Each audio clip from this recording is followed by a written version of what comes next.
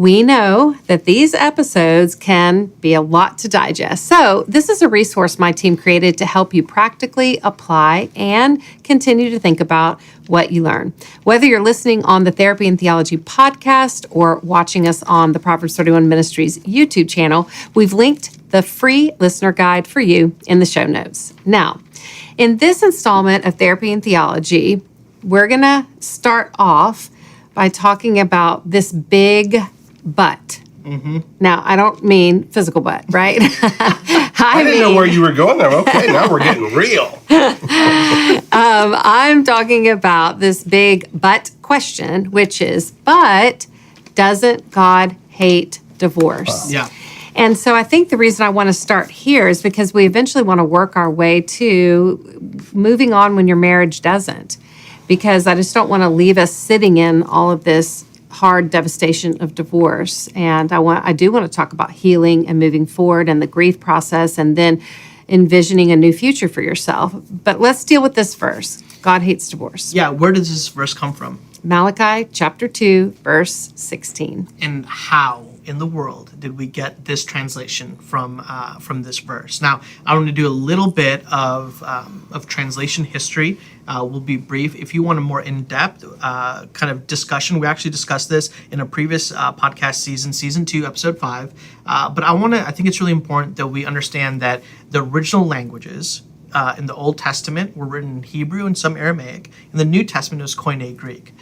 The nature of translation requires some level of interpretation, right? I'm Indian. Y'all know that? I'm Indian? Okay. I do now. That's good. Just making sure everyone knows that I'm Indian. And that's part of what makes you amazing. Remember you said yesterday, what was it, Indian Standard Time? Indian Standard Time, yeah, because I'm late to everything. So. I may or may not last weekend have texted Joel and said, hey, where can I get butter chicken? Butter chicken, yeah. And Britt's going to make you some. So great. It's going to be the best. But one of the things early in my marriage that I didn't realize, my wife is white, I'm Indian, my family's like from India. At home, we spoke Telugu. My dad speaks Hindi.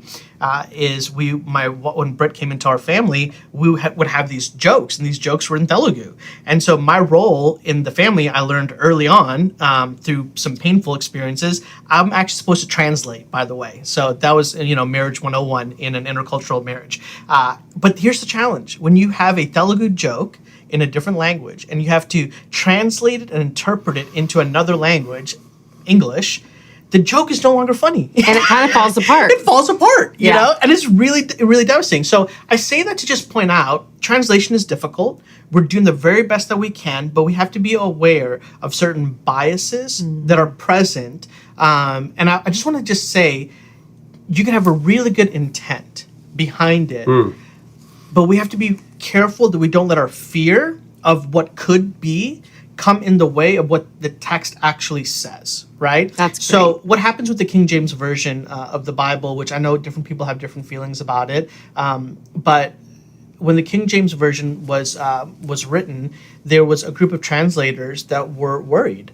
And their worry was that if we translated this verse in Malachi 2:16 in a certain way, it would give license for everybody to just go ahead and go willy-nilly and just get divorced all over the place. So what they did was, instead of just doing kind of a word-for-word wooden translation, they made an interpretation.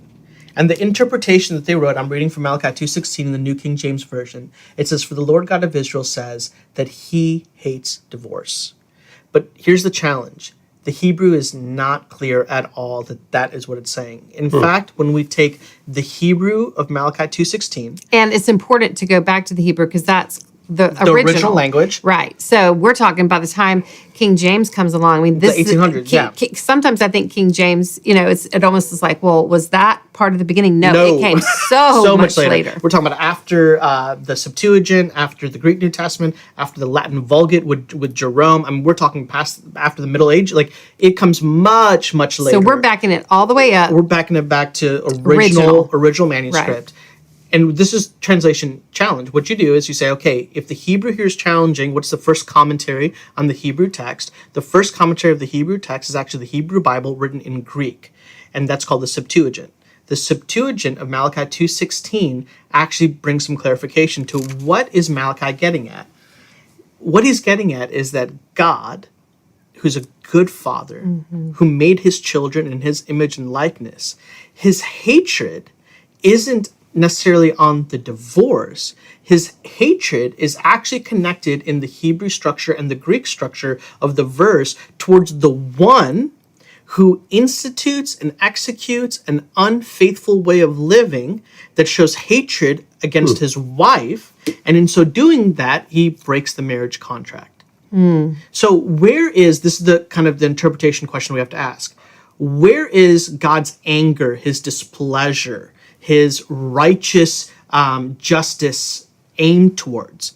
It's not towards divorce. It's actually aimed at the one who causes an unjust divorce and actually is an offender and offends his wife in the situation. Now, the roles can absolutely be reversed as well. So when we look at a verse like Malachi 2:16, I think it's really important to note that that God's hatred is, or his anger, his displeasure, it's aimed towards actions that image bearers make that actually deface and dishonor the ideal of marriage that God intended. And the first and foremost way that that's done is when we dishonor each other. You know, I'll never forget when you and I were studying this, and some current texts do give the closer interpretation to what you're talking about. Yeah. And so I don't know the CSB version, but the version I read, it says, when a man hates and divorces his wife, he does violence against the one he should protect. That's right. Wow. And then there may be a little footnote that says, thus saith the Lord, God hates divorce. Yeah. But I was stunned because I thought, how many times have I been in conversations where people just have so accepted God hates divorce that it's almost made it feel impossible for a woman or a man who's in a marriage that has shifted from just being difficult to absolutely devastation. And that could be sexual devastation, it could be emotional devastation, it could be physical devastation, and, you know, so many devastating circumstances that can happen. And they push away keeping themselves safe because they think God hates divorce. And if I divorce, God hates me. And that's not at all what that text is saying. In fact, that the Hebrew word for hatred or hate there is the Hebrew word shana, and that word could be synonymous for an unjust divorce. And that's the word that's actually being used in the Malachi 2 passage. It's also the same word that's being used in Deuteronomy 24, 1 through 4, and in the Exodus passage that we mentioned in the last episode. And so it's really important that we realize that God's hatred is towards sin. God's hatred, God's anger, his displeasure is towards actions that you and I make, that image bearers, that humans make, that dishonor the image of God that we have graciously been bestowed. Jim, how many times has someone come into your office and they're dealing with some really, really heartbreaking circumstances in their marriage, and yet they kind of just want to push it aside because God hates divorce? Time and time again, that would be more of the standard of Christians who come in, going with just that English, if not the King James Version translation, and they have a belief system, maybe said fairly, that was taught from a pulpit, or they were mentored, or someone said, you know, this is what the Bible says. So basically, ixnay, you know, no divorce, no matter what's going on. I've even heard on the practical level, you can't divorce because of that verse. Now, maybe there's room that you can separate and stay perpetually separated, like for the rest of your life. Right. But that would be more of the norm of what I hear from Christians when they come into my office. And, you know, I'll even say, I said this out of a genuine commitment and how seriously I took my vows, but I remember saying divorce is not an option. Divorce is not an option. And then decades later, I find myself in a situation that was absolutely no longer safe, sustainable, or even honoring of God's intention for marriage.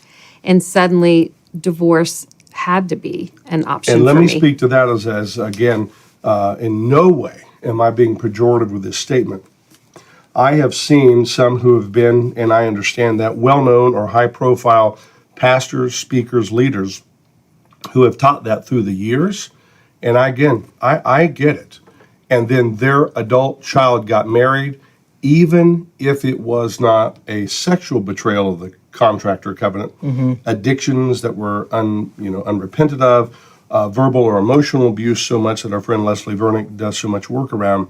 And there have been a number of key pastors, at least through the years, who have then stood up and said, you know what, when it hits home, and they have permitted, especially in some cases, their own daughter to say, I get it, I don't want to see my kid in this, and they have kind of stepped out of what they taught theologically. Sure. And it went more, quote, practically, and said, it can often be different. And I have a statement that I use, and I hope it's not inappropriate to you all or anyone else, but I don't want my theology to ever ignore my reality. In other words, this is what, but I've seen some key people, and I'm not going to ever sit here and name names.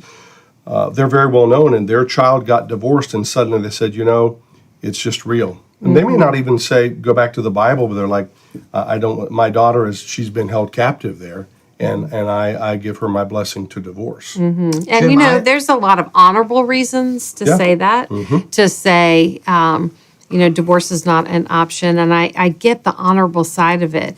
And at the same time, I think it's crucial that we get into the theological understanding and the therapeutic wisdom, and both work together. I know you've got some more you want to say, Joel, and I want to also get to some of what Paul taught as well. Yeah, I just want to comment on what you said, Jim. I like to say a theology, I believe in lived theology, right? A lived theology. So I would say a theology that is unlivable is absolutely unhelpful. And what we're what we're finding is that because of theological dishonesty and because of weaponization of Scripture and misunderstandings and misinterpretations, we're starting to find a theological framework that is unlivable. And in fact, and this is why I want to get to Paul, in fact, Jesus never lived it. And if Jesus didn't live this theology out, why in the world are we trying to live a theology out that would have been foreign to Jesus? I think you just woke up, but people were kind of dozed off or not or something. Jesus never lived it. I know my brain went, ooh, when you said that. So, I mean, I would just wrap up this kind of conversation. I know we've got some questions that people have submitted, but we started with the Old Testament in the episode before this. We then got to Jesus, which is super important. But the New Testament was written the majority of the New Testament was written by the Apostle Paul. What is the Apostle Paul doing? I read a commentary once, and I thought it was really funny. They said that Paul is just plagiarizing Jesus, that all of Paul's letters are basically Jesus' Sermon on the Mount, regurgitated in a lived way for these churches. Well, Paul's primary text on marriage and divorce is in 1 Corinthians 7. And I think it's really interesting. I'm just going to summarize this, that in 1 Corinthians 7, verses 1 through 5, Paul deals with emotional obligations that are included in divorce. What are those emotional obligations? We talked about it in the last episode. We talked about how the ancient rabbis understood that we have an obligation in reciprocity, two people together, to emotionally provide stability, love, care, sexual intimacy, all of those things. So Paul in 1 Corinthians 7, 1 through 5, he handles emotional obligations. Then interestingly, in 1 Corinthians 7, verses 32 through 35, Paul deals with material obligations. And this connects Paul's understanding of marriage and divorce, not to a Greco-Roman context, which, by the way, the Greco-Roman context of divorce was even more wild than the time of Jesus, Like, now the Greco-Romans were like, hey, not only can just a man get a divorce and a woman can appeal a court in order to get a certificate of divorce, in the Greco-Roman setting, anybody for any reason can get a divorce. All you gotta do is leave the house. And what Paul's saying is, wait a minute, we got to think about this differently. We got to take steps, Lisa, like you said, and not leaps. And so I think that's super important. And both Jesus and both Paul make room, make allowance, not just for divorce, but then for the future of what that person's life could or ought to look like, and that includes the possibility of remarriage. I remember you saying a couple of A's to kind of bring it back and land it here. It's in the case of adultery, abandonment, abuse. I can't remember all of them, but I think that those are some good ways to kind of take all of this that we're talking about and put them in some categories to give people real thoughts around it. Yeah, I think that's exactly right. Adultery, abandonment, abuse, And those things underneath it really, what those things categorize is a defacing or a dishonoring of the image of God. Well, wouldn't addiction, I know therapeutically that's the will other come one, under yeah. abandonment, though, would be if somebody's over there living in addiction, let alone the neurochemical processes Yeah, of how this it is good, wires Jim. the brain. And Aristotle, we are what we repeatedly do. I mean, it's more than just I'm choosing to drink, drug, porn, sex, whatever.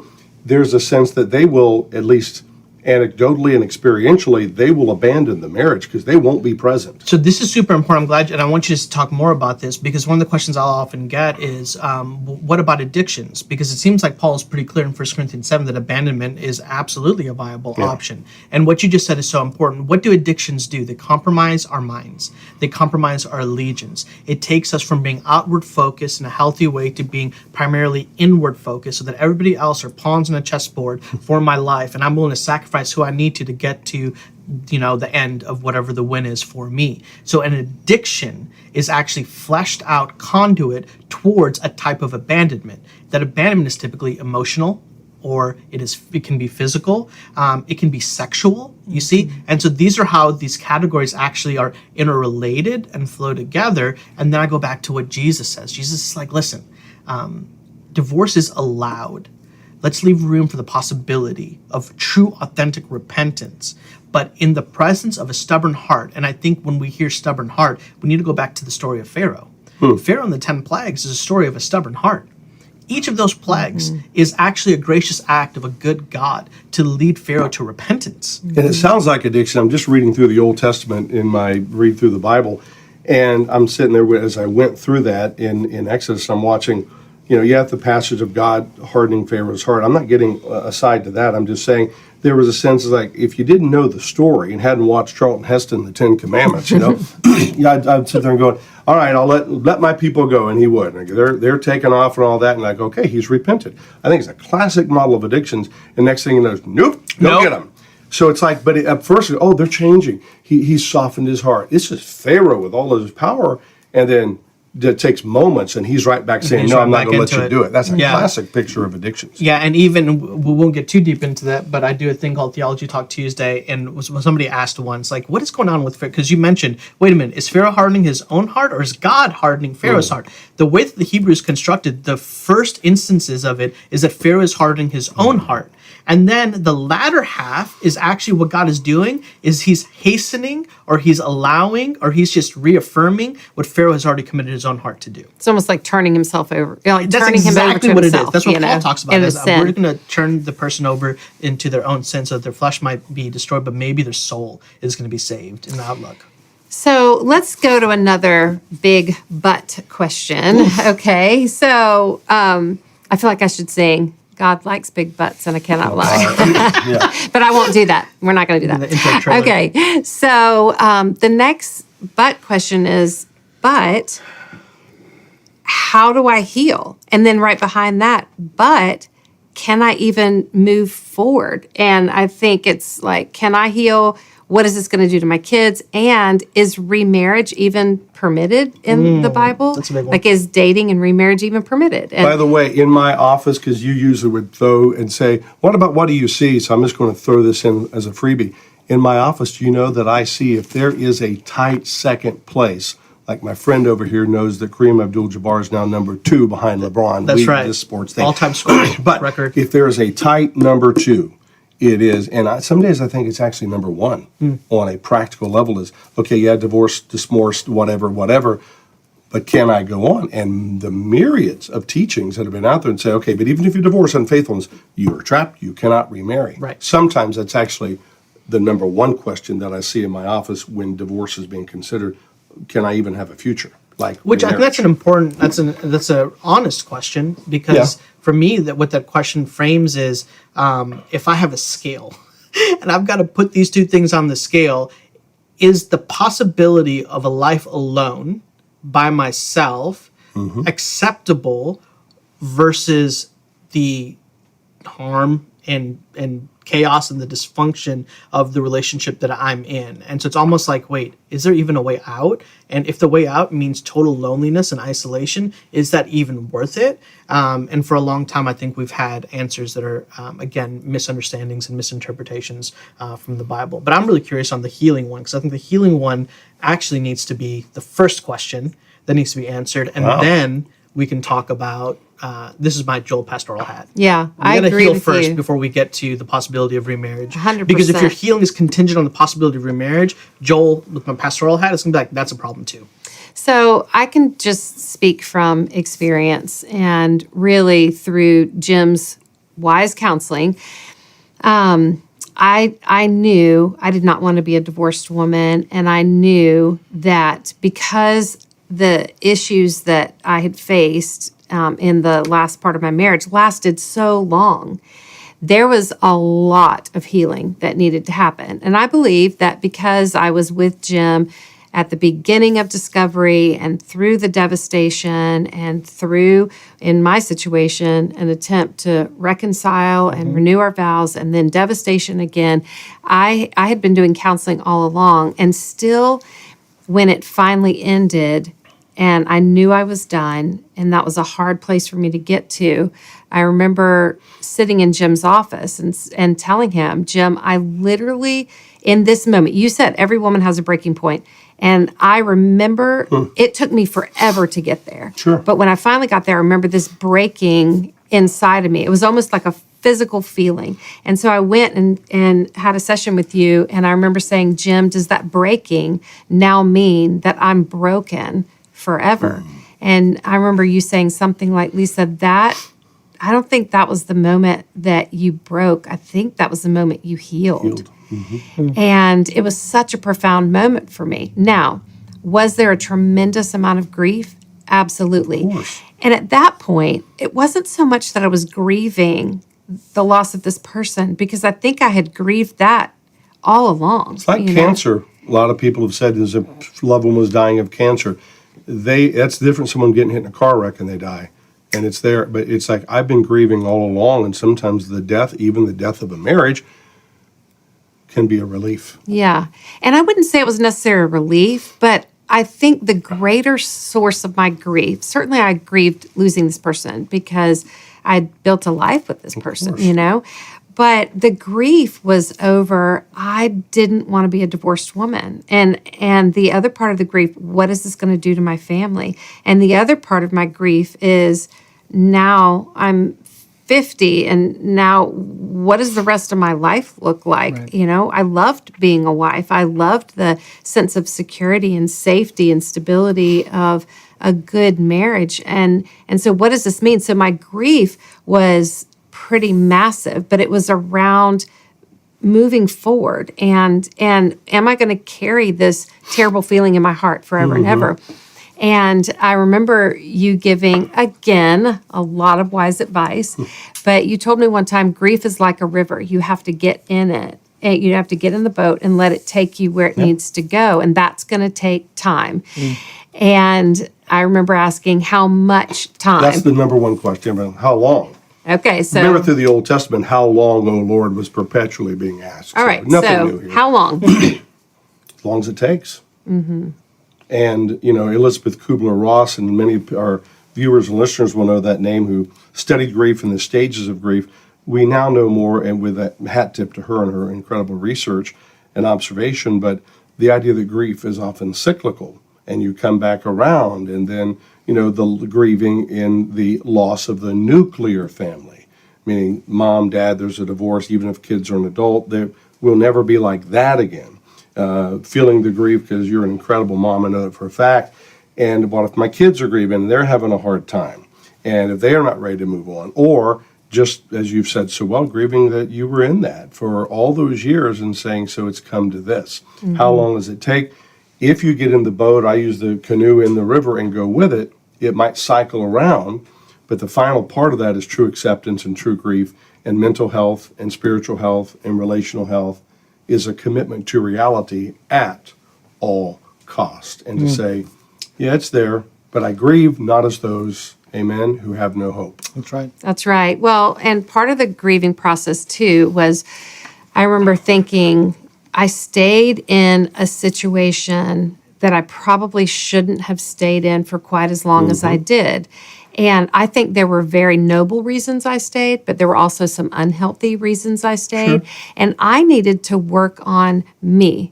I needed to work on what were those healthy tendencies that aided to the good parts of my marriage, but what were those very unhealthy tendencies that kept me attached in a situation that, I really needed to probably separate sooner. And so I remember just thinking, I have to work on myself. And you wisely said, Lisa, give yourself a year post-divorce. Just give yourself a year. Well, there's research around that too, at least 6 months to just get in therapy, process the facts and impact of what went on. We were talking about post-divorce regret. You're speaking right now of what I'm calling post-marital regret. That's different. You say, boy, I didn't see that coming, which is, did I stay in this thing too long? You don't need an answer for that. You don't have to have the answer, but it's a contemplative thing of saying, did I stay? And we'll get to more about forgiveness, and we've already done that, but to forgive myself, to cancel that debt and say, maybe I did. Maybe I stayed in it too long, and now I move on. So for me, I didn't have any desire to date at all. I couldn't. People would talk to me about it, and I just couldn't even process it. I couldn't even think about it. It was unfathomable to me.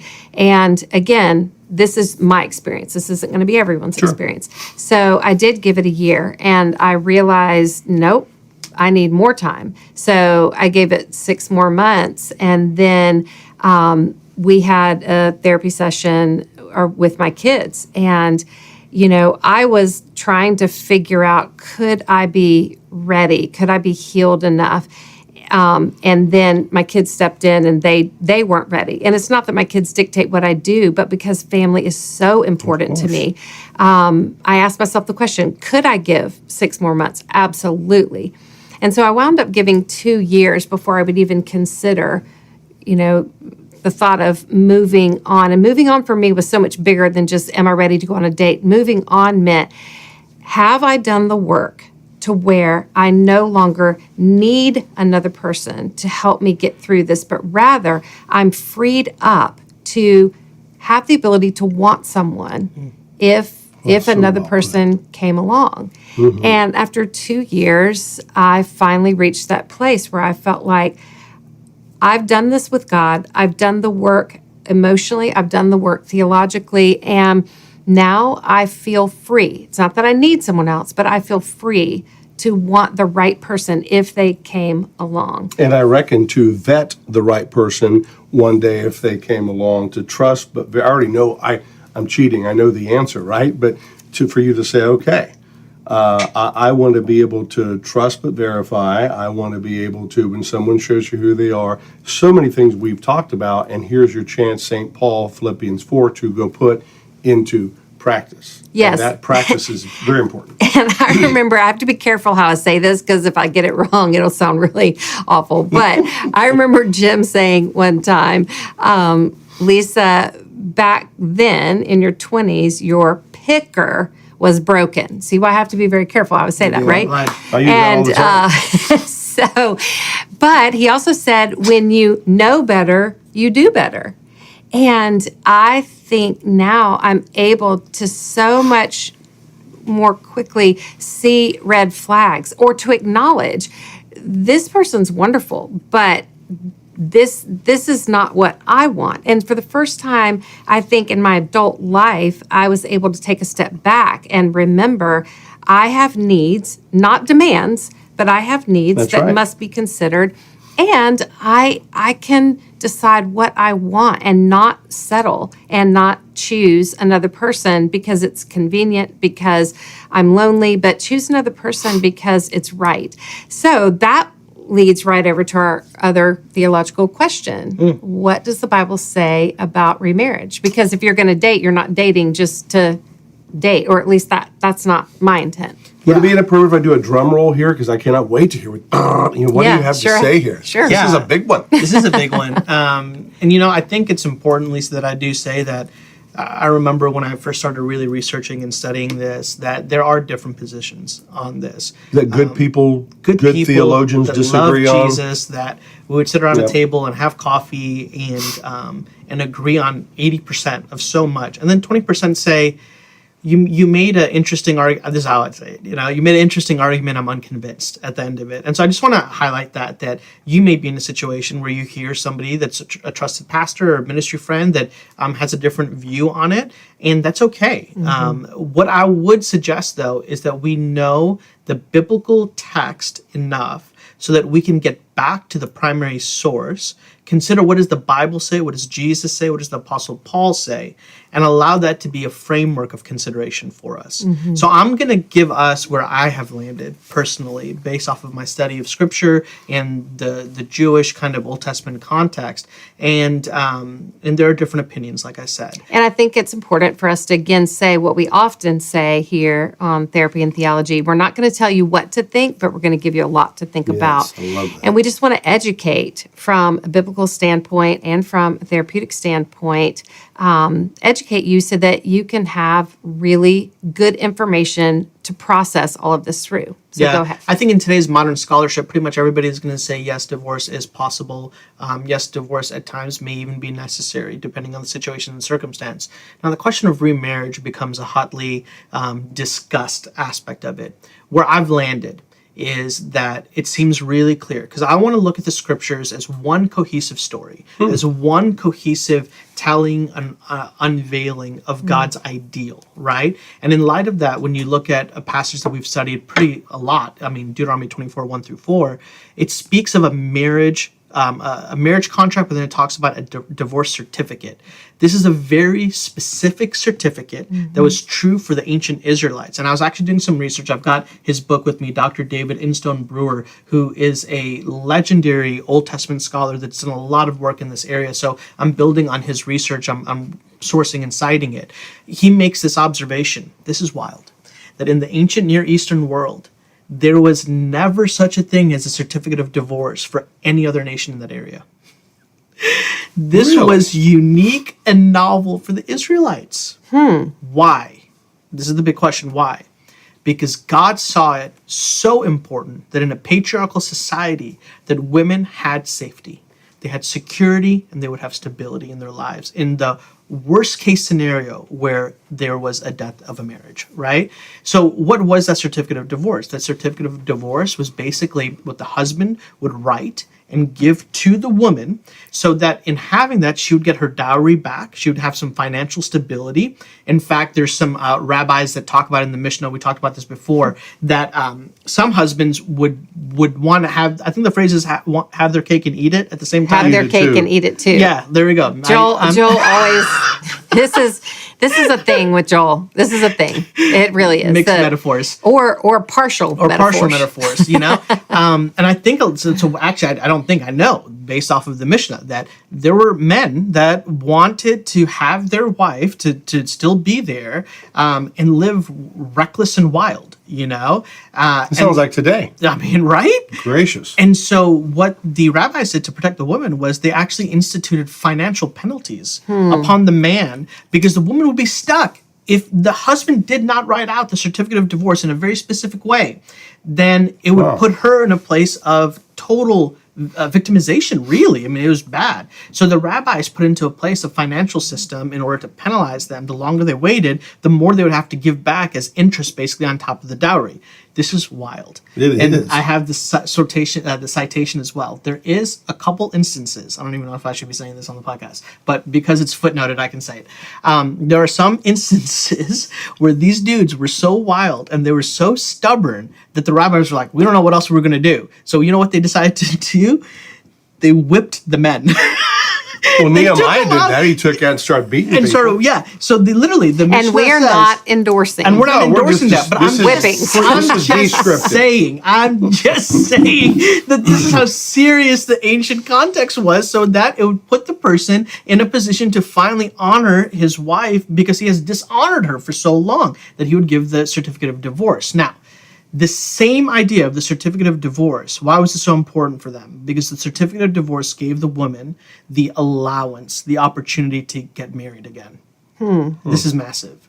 In that world, in that setting, if the dowry, if the financial stability that she had was not substantial enough, it could be really devastating for her. She'd get that back? She would have That gotten that sounds back. like a modern day, a bit of a prenup. Exactly. Doesn't it? I mean, that's just interesting. You said it, not me. So, I said it but yes, sounds that's like, that's yeah. exactly right. And so that is taking place, and what it does is it gives the woman the freedom. It gives her the opportunity. It makes it a possibility. Now, really important here. It's not like a compulsion. It's not demanded. It's not mandatory. This is an echo of what Jesus and Paul do. It is not a command, but it's an allowance for what is best for that woman in that situation. There's actually a lot of evidence later on in the Greco-Roman world that many women who went through a divorce like this would actually choose to stay single. Because they had more freedom, they had more opportunity. They didn't want to be put back into a situation where they could be a victim again, and so that takes place as well. Paul in 1 Corinthians 7:39 through 40, he says that the woman who, remember we talked earlier, through material and emotional neglect, where basically their threshold for pain is just too much, that there's unrepentant sin, there's a stubbornness of heart. In those situations, this is what Paul says. Paul says that the woman may remarry to whomever she wishes, only in the Lord. This is really interesting. Paul is quoting a first century divorce certificate that said, you are free to marry any Jewish man you wish.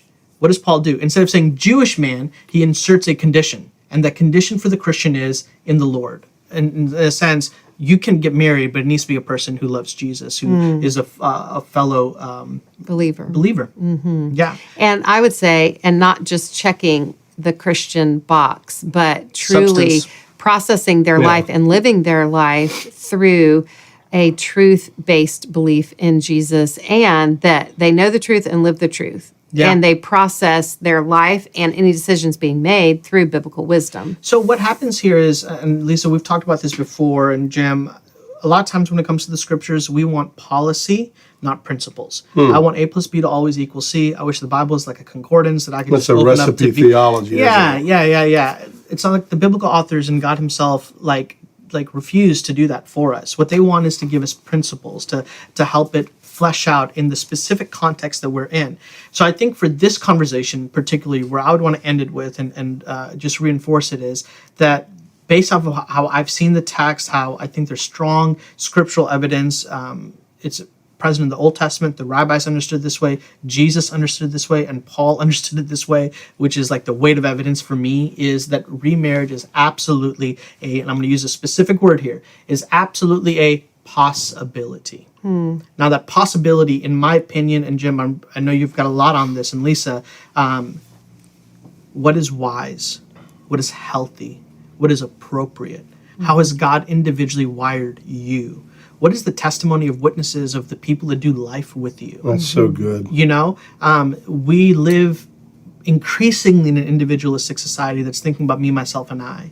And yet the biblical text and the way that the family of God is oriented is a we, not a me. And so we have to consider all of these things on, is it not just possible, but in this situation, is it wise? Is it healthy? Is this the way that God has designed and wired me? And what are the steps towards that? I think that's really crucial. And part of that, really even getting to know the answers of those questions, requires solid theological and therapeutic work. And so that's part of the reason why we want to do these two podcasts, is to make sure that you have the biblical wisdom and some of the therapeutic insights for healing and moving forward. Jim, in the last little bit of our time here, I want to know how does someone know that they are healed? Like, how do they know, like, let's just take a woman, for example. How would she know that she's healed enough to even consider going on a date or looking toward a future relationship? Well, you changed the question right in the middle of it. I love that. How do I know that I'm healed? I believe, this may surprise you, I believe very little in what I call the ED, the policy of ED, putting the ED at the end of a word. I am healed. I believe in healing. and levels of healing. How do I know that I've had enough healing? Because to say, am I healed? I don't know. I mean, I really don't believe a lot of us are healed totally till heaven. That's great. I go back and land where old Joel took us over there, and that is verse 40 of 1 Corinthians 7. And I just love Paul comes and says, all right, he's like being counselor here himself, or as you said, pastoral. Yet in my judgment, the wife is actually happier if she remains as she is, single, not remarried. And I think, too, that I have the Spirit of God. So I want to take that, and the word I use here is a bridge. I use it all the time, and that is, this marriage ended. We've called that the death of a marriage. Take time to grieve. Just take time, not just you took time to see if the spouse would change. Take time now for yourself. Keep, as the flight attendants say, putting the oxygen mask on yourself. And to remain single, at least for a season, to be able to get to know yourself. There's one state of being when you are alone. The old spiritual writer Henry Nouwen said this, that when you're alone, do you go to loneliness? I'm so lonely. And that makes great codependent love songs. Or do you go to solitude, an attitude of being solely by yourself? We know that is solitude. So to be with myself, to get to know myself, and as though this contract, this that I've had here, terminates and ends. We could go way in the ditch here by talking about all the sports contracts, right? And I'm not trying to, but it's we use it in the business world all the time. Trust but verify. So to look and say, I have a new contract with myself and with God. Take the time to get to know myself and to process that. And what I find as, I wouldn't say a litmus test, but it's interesting data to me, is that for a woman or a man, but for a woman to get out of a marriage, appropriately work her way through it and get out, and really soon, which is normally, got to tell you what I see, even with the Christian clients I work with, is within a month or two already on into dating sites. I'm not against that at all, but very quickly. They didn't have a moment. Put yourself in therapy. Go work on that. If you can't afford therapy, watch more therapy and theology, which is your original vision. Talk to some wise counsel, some good friends, and say, I need to be alone to be with myself. And Blaise Pascal, which we've said before, said, all of our problems stem from the inability to sit alone with yourself quietly in a room.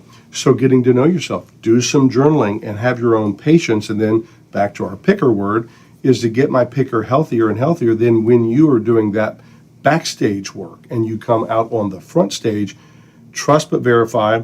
I know this about you. You've got this personal board of directors, not Proverbs 31 and all that, but some key women, and probably many of them say, Lise, come on now. Or you say, here, what do you see? Me, you have Joel, we're here with you. That idea that everybody can have people like that and say, well, here's what he said, here's what he did. Trust but verify. I think it just takes time. Take that bridge of being with yourself. And this is going to sound weird. Take the bridge to date yourself. Get to know yourself. So good. I love what you say about the personal board of directors, because this is true.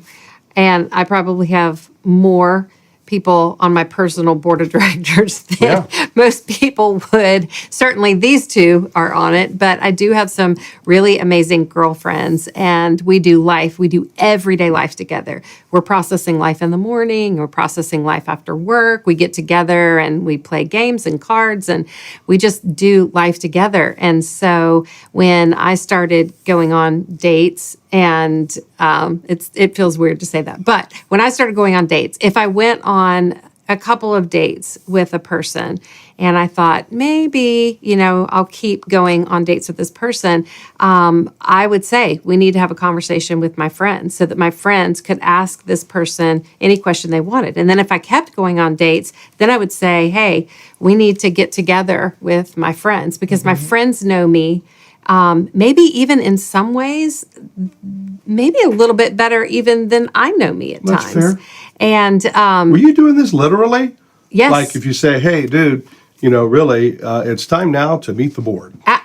yes, absolutely. I know for a fact, but I'm like 100%. going, wow, Yes. y'all can do this. Yeah. And so it was important to me. And I mean, even